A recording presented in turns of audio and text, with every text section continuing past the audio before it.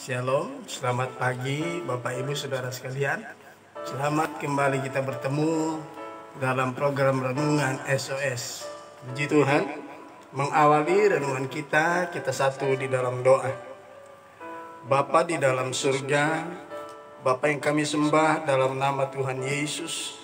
Pagi yang indah ini Tuhan, kami datang kepadamu, kami mengucap syukur kalau kami sudah menikmati kemurahan Tuhan di sepanjang malam yang berjalan, di mana kami boleh tidur dengan nyenyak. Engkau jaga kami, Engkau bagikan menjaga biji matamu. Terima kasih Tuhan.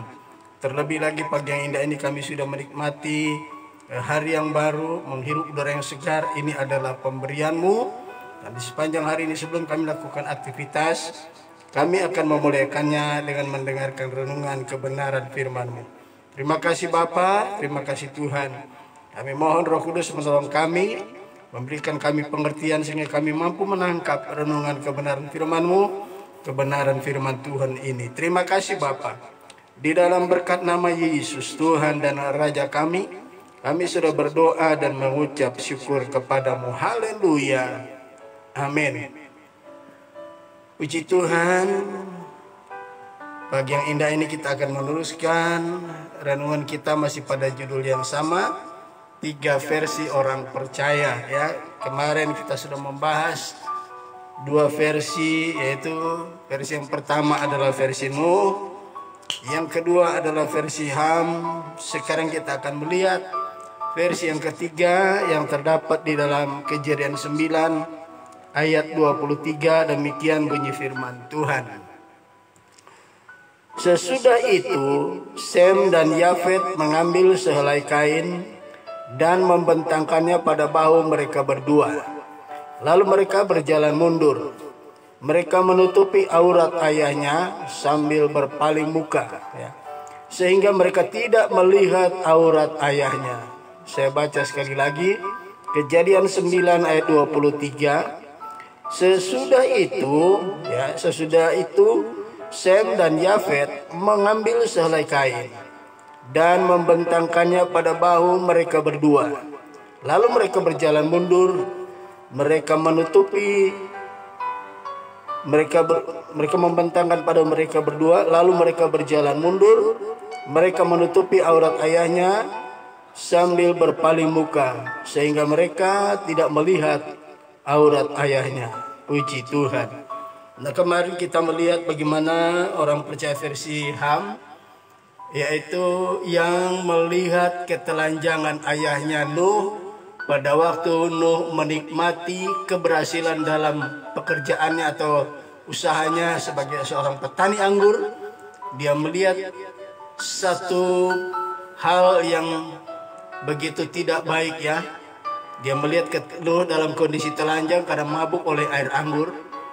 Dia bukan hanya melihat, tetapi setelah dia melihat ya, hal itu seharusnya dia menutupi ketelanjangan ayahnya ya.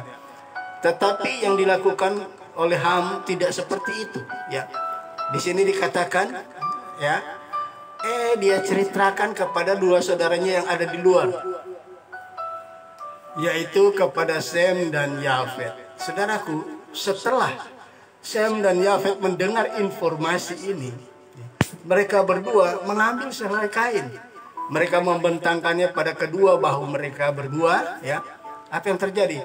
Mereka berjalan mundur sambil menutupi aurat ayahnya, sehingga mereka tidak melihat ketelanjangan ayahnya ya. Dan itu yang menjadi fokus kita pagi yang indah ini. Saudaraku, Sem dan Yafet berbeda dengan Ham ya. Hal ini sama juga dengan kondisi ya di gereja-gereja lokal kita, persekutuan-persekutuan doa kita ya. Saudaraku, dalam satu komunitas pasti ada orang yang memiliki ya karakter-karakter yang berbeda. Ya, karakter seperti Nuh ya, karakter seperti Ham, karakter juga seperti Sem dan Yafet ya. Kalau Ham melihat ya ketelanjangan ayah mereka ya, tetapi kalau Sem dan Yafet mendengar itu, mereka bukannya menceritakan kepada orang lain ya. Mereka mengambil kain, membentangkan pada bahu mereka, berjalan mundur sambil menutup aurat ayahnya, dan mereka tidak melihat ketelanjangan ayahnya. Saudaraku, ini berbicara tentang orang Kristen yang dewasa rohani. Sem dan Yafet merupakan orang Kristen yang dewasa secara rohani. Ya. Kemanapun mereka pergi dan berada, mereka itu tidak suka melihat kelemahan, kekurangan, ketelanjangan seseorang. Ya. Apalagi orang itu, ya, orang yang menjadi orang tua mereka. Ya. Kalau Nuh ini adalah orang tua dari Sem, Ham, dan Yafet, ya. Tetapi gembala-gembala sidang, hamba-hamba Tuhan di sidang-sidang lokal, itu merupakan orang tua rohani dari jemaat.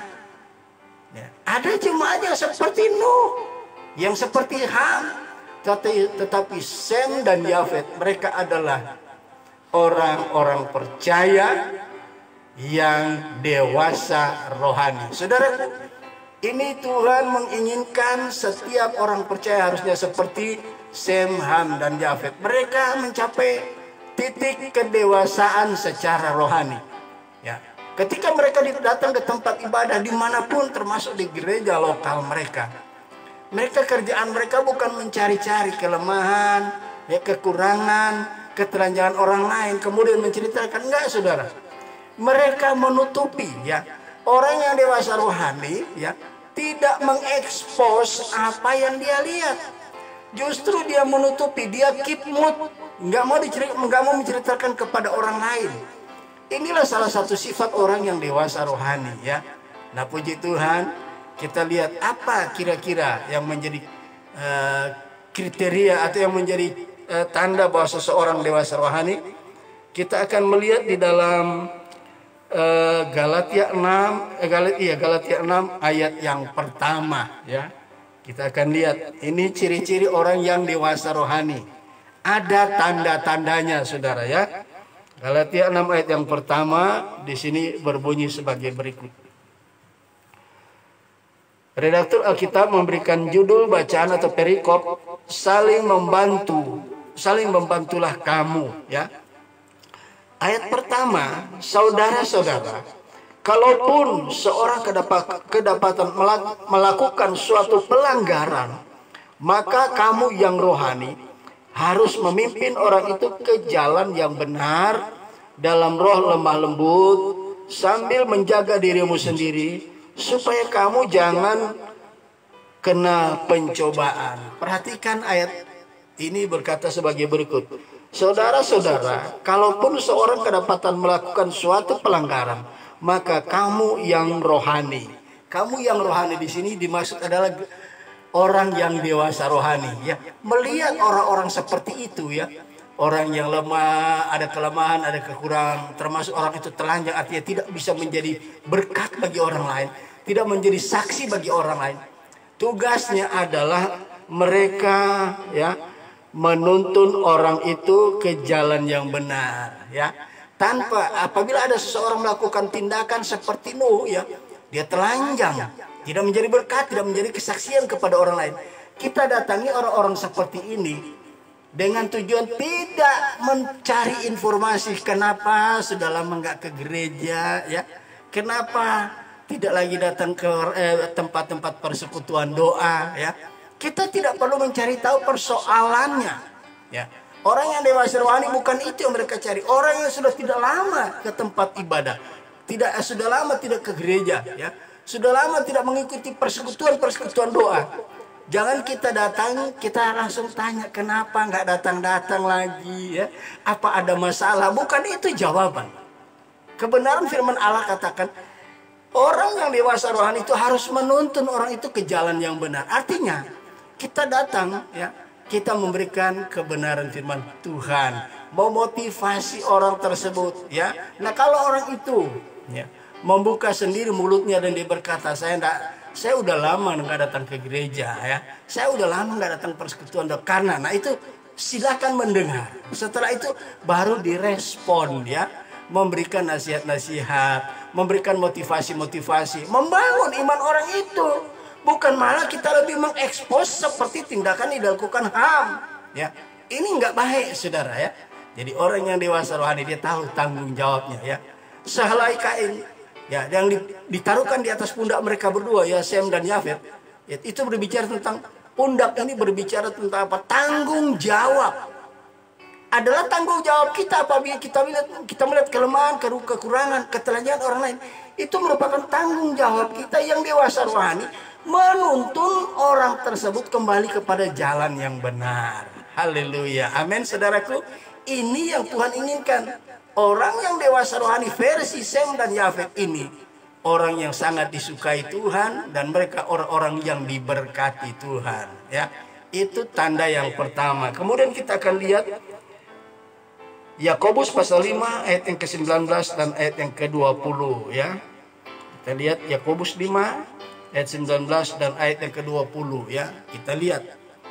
Jadi dia pertama tanda-tandanya, ciri-cirinya mereka suka menuntun orang lain ya. Galatia 5 ayat 19 dan ayat yang ke-20, demikian bunyi firman Tuhan.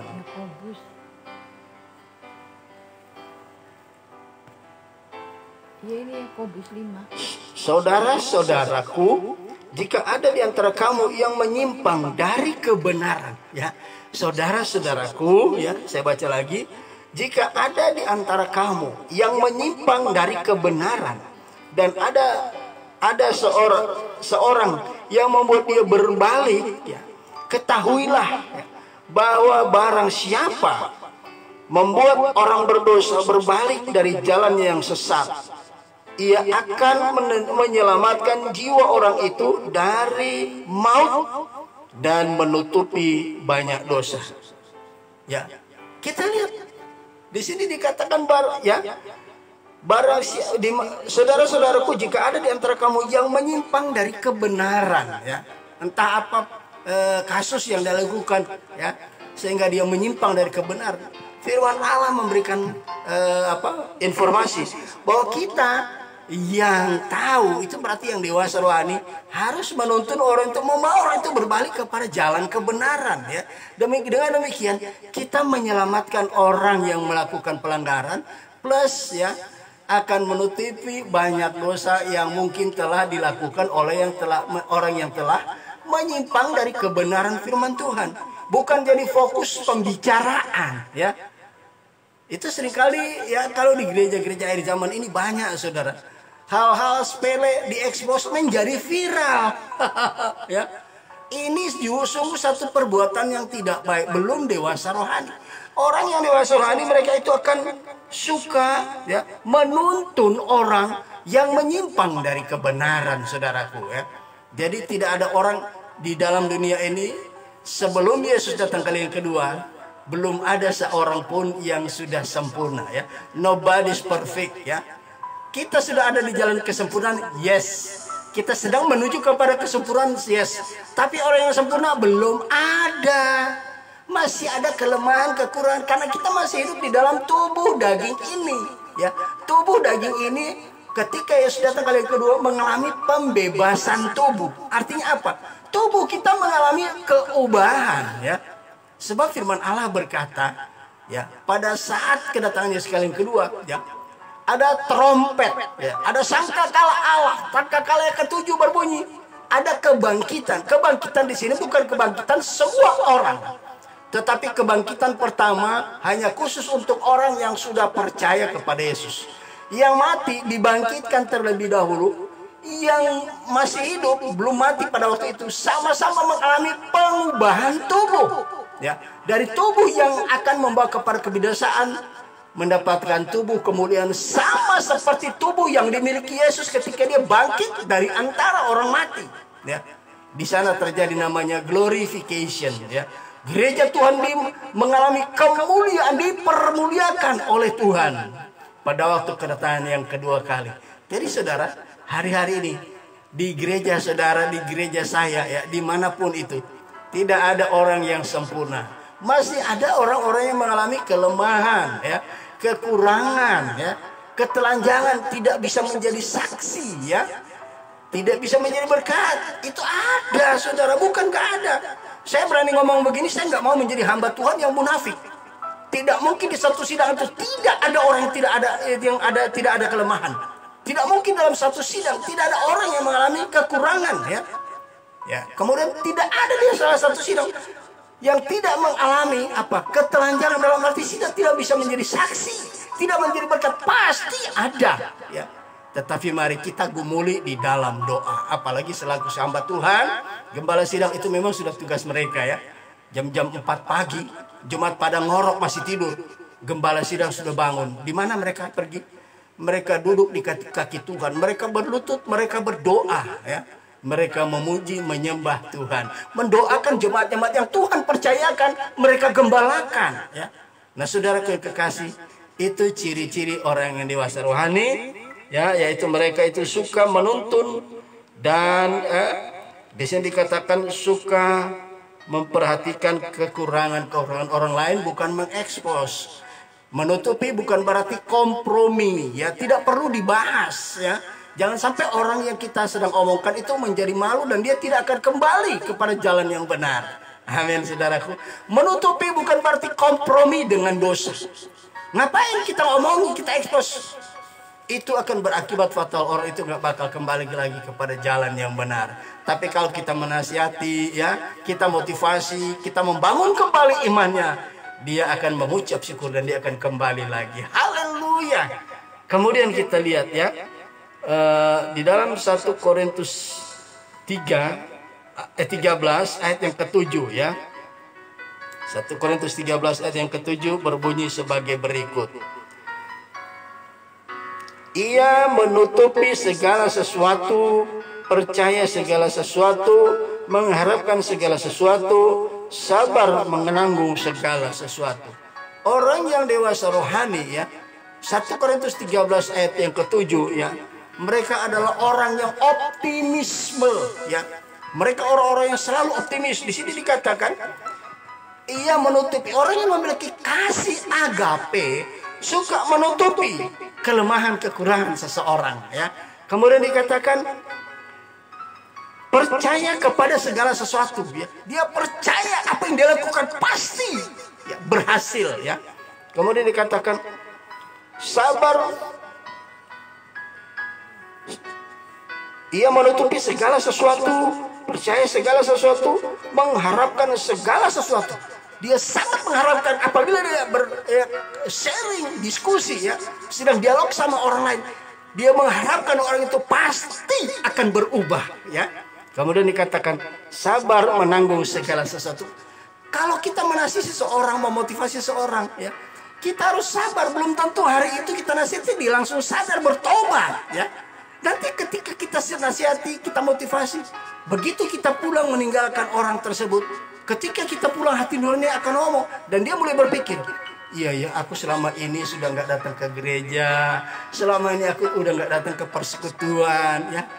Ternyata masih ada orang yang mengasihi aku. Sebab kasih itu harus diaplikasikan.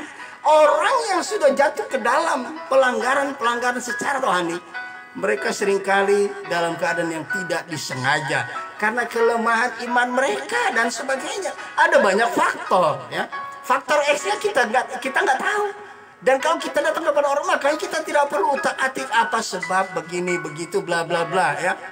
Tetapi mari kita datang bukan mencari kelemahan kekurangan orang, tapi ketika kita melihat itu, kita punya tanggung jawab untuk kembali membawa orang tersebut kepada jalan kebenaran, ya. Kemudian dikatakan di sini dikatakan 1 Timotius 3 ayat yang ke-8 dan 9. Kita lihat 1 Timotius 3 ayat 8 dan ayat yang ke-9. Kita akan lihat, ya. 1 Timotius 3 ayat yang ke-8 dan ayat yang ke-9, ya. Kita lihat referensi ayatnya. 1 Timotius 3 ayat yang ke-8 dan 9. Di sini syarat-syarat, ya, bagi diaken. Nah, di sini ternyata bukan hanya jemaat. Diaken seperti apa mereka? Karakter mereka seperti apa? Ini merupakan pelayan-pelayan Tuhan, ya.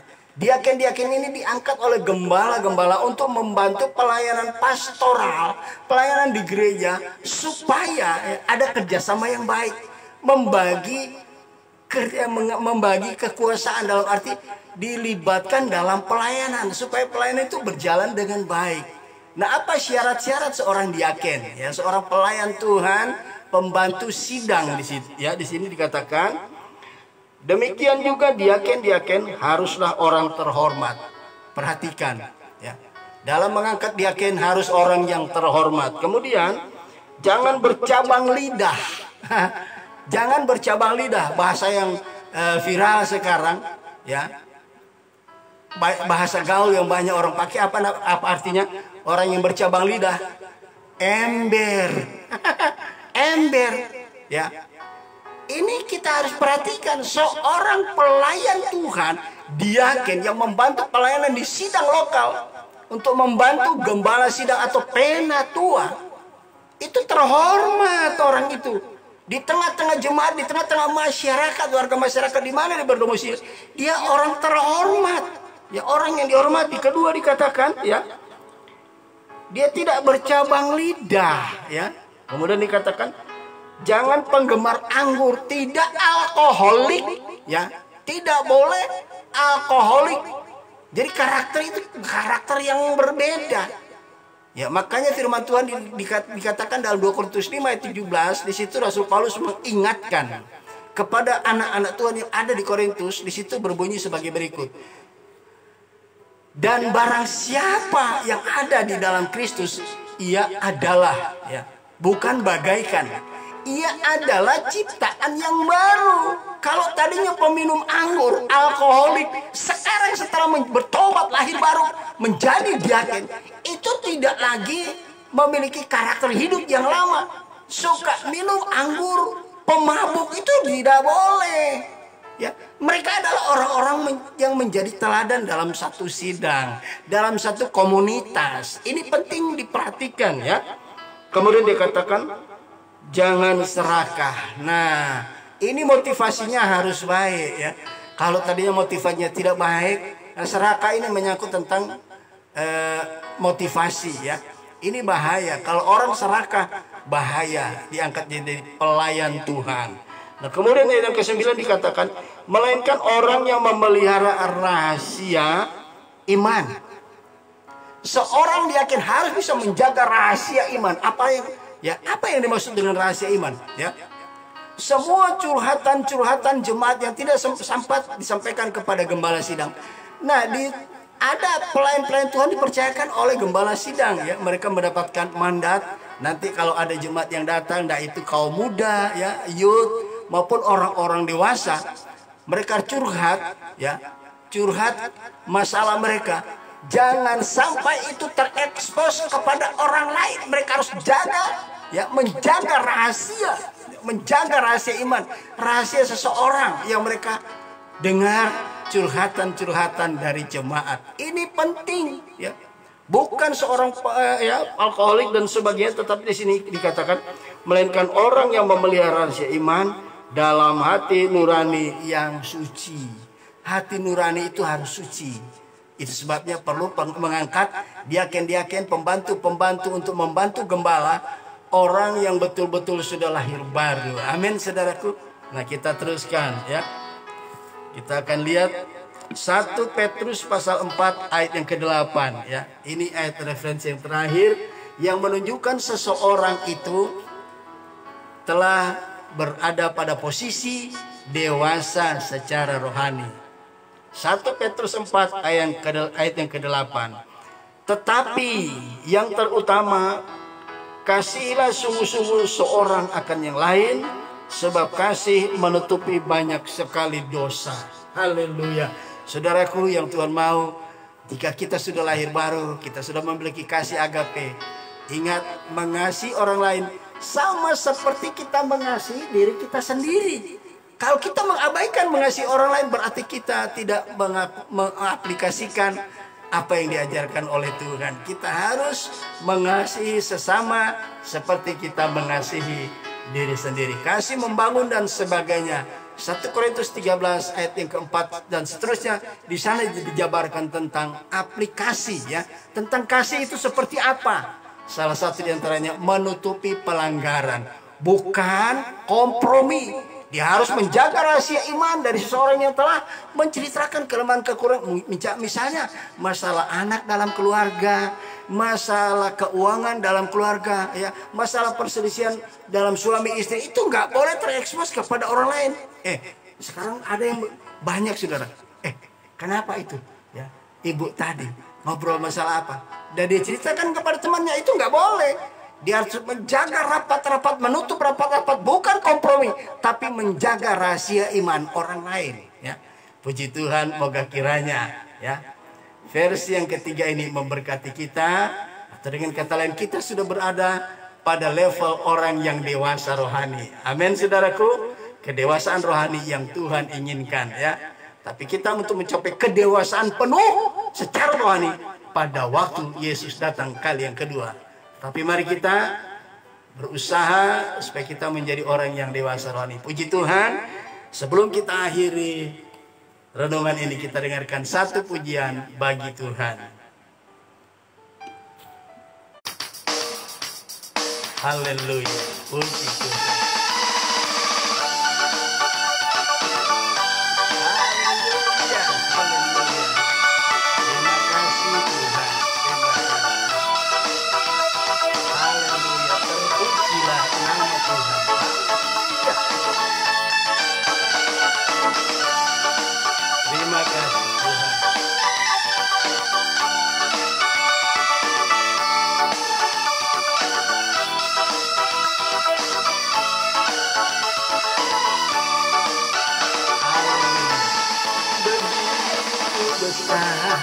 Kasih Allah pada kita, berkatilah anak cucu kita di mana-mana. Tuhan ubah miskin dan menjadikan kaya. Dia merendahkan dan meninggikan juga.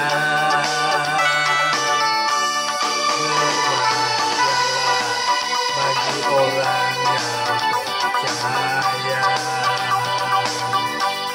anak cucunya pasti tidak akan meminta-minta,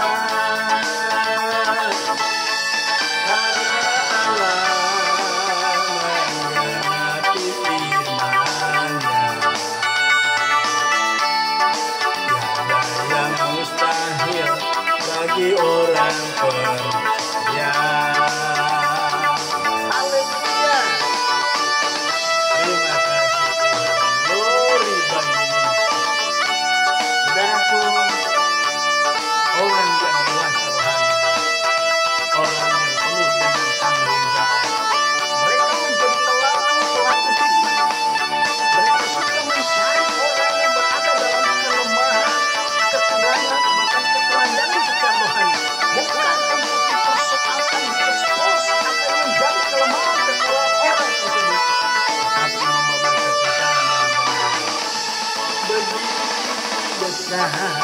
Kasih Allah pada kita,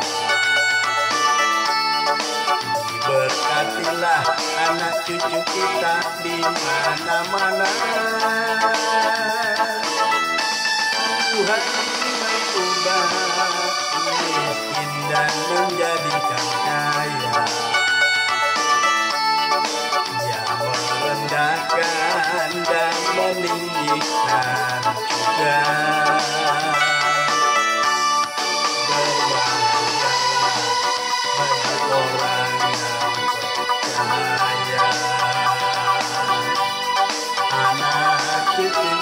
Pasti tidak akan meminta-minta, Allah menggenapi firman-Nya. Tiada yang mustahil bagi orang percaya.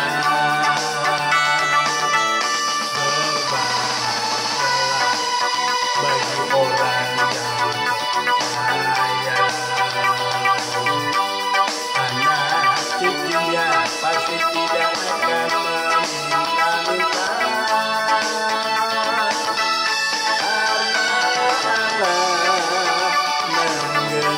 mengerti firman-Nya.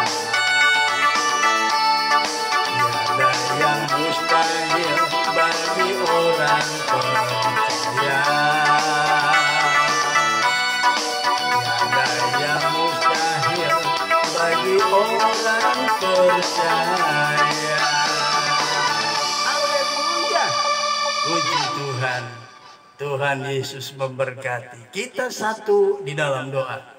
Bapa di sorga, Bapa yang kami sembah dalam nama Yesus. Terima kasih Bapa, setelah kami mendengarkan kebenaran firman-Mu, renungan pagi yang indah ini, kami menyadari bahwa kami Tuhan merindukan seperti yang Tuhan inginkan. Kami ingin menjadi orang-orang yang dewasa di dalam iman, di dalam rohani. Sehingga kami dapat menjadi berkat, menjadi perpanjangan tangan Tuhan untuk menolong orang-orang yang lemah rohani mereka, mengalami kekurangan dalam kehidupan mereka. Bahkan mereka yang tidak bisa menjadi kesaksian, tidak bisa menjadi berkat, biar kami boleh melihat itu dan kami boleh memotivasi kembali mereka. Sehingga mereka boleh kembali kepada jalan yang benar. Terima kasih Tuhan, kami tidak mampu menjadi orang yang dewasa rohani tanpa pertolongan Roh Kudus. Mari Roh Kudus tolong kami sehingga kami boleh melakukan kebenaran firman-Mu. Terima kasih Bapa. Kami percaya Roh Kudus selalu bersama dengan kami. Terima kasih Tuhan. Di dalam berkat nama Yesus Tuhan dan Raja kami sudah berdoa dan mengucap syukur kepadamu. Haleluya, haleluya. Amin. Puji Tuhan. Tuhan Yesus memberkati kita sekalian. Kita lanjutkan tiga versi orang percaya. Bagian yang keempat pada besok pagi hari. Haleluya. Haleluya. Shalom.